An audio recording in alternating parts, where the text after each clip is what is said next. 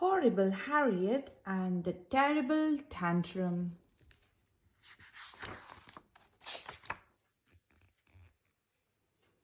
Horrible Harriet was bored with being a bad girl. She wanted to be a good girl for a change.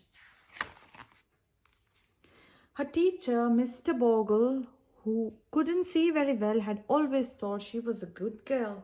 But no one else did. Who cares what anyone thinks, said Horrible Harriet as she tried out some good girl smiles. She found a lovely one straight away. Next, Horrible Harriet tried out some good girl things like thoughtful gift giving, being polite, sharing lunch, and playing nicely. Unfortunately, there was one big problem. It was called a terrible tantrum.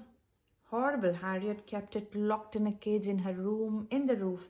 It was locked up because it couldn't be controlled. Of course, Horrible Harriet provided food and water. In fact, the terrible tantrum was rather like a pampered pet.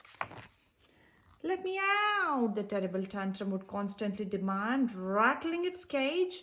"Certainly not," Horrible Harriet would reply, "unless you promise to behave."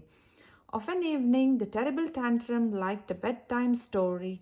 However, when Horrible Harriet finished one, the terrible tantrum would growl and hiss, huff and puff, sulk and scowl until she read another and another.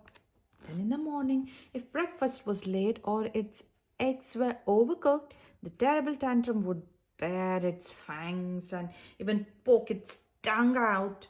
The terrible tantrum was often naughty. Sometimes it pretended to be asleep. Then it would suddenly shake its cage, jump up and down, and bark, giving Horrible Harriet an awful fright. Early one morning, Horrible Harriet made a dreadful discovery. The terrible tantrum had escaped. That was bad, but worse was to come. For when Horrible Harriet went downstairs to school, an unpleasant surprise was sitting in her seat.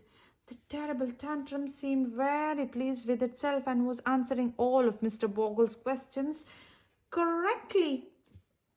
Even more alarming, the terrible tantrum had just been voted the most popular student in class, as well as the most polite.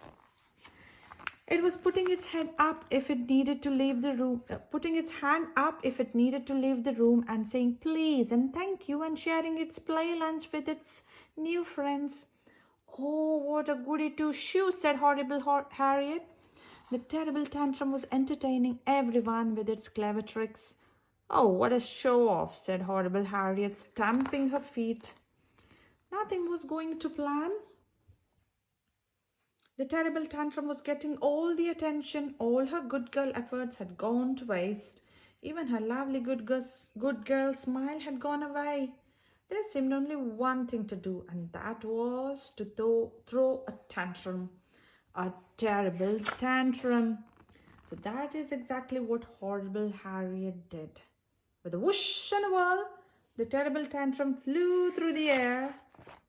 Up, up, up and it went. Then with a great big bang, the terrible tantrum got stuck in the ceiling. At last, it was Horrible Harriet's turn to entertain the class with her own clever tricks. Back and forth, round and round, she twirled, just like a circus acrobat. It was all going splendidly, until a deafening crash signaled the end of her performance. "Magnificent!" cried Mr. Bogle, who couldn't see very well. That night, the new student was too tired for a story. After all, it had school in the morning. As for Horrible Harriet, she was too excited to sleep. Wouldn't you know it, Mr. Bogle had made her Good Girl of the Week. The end.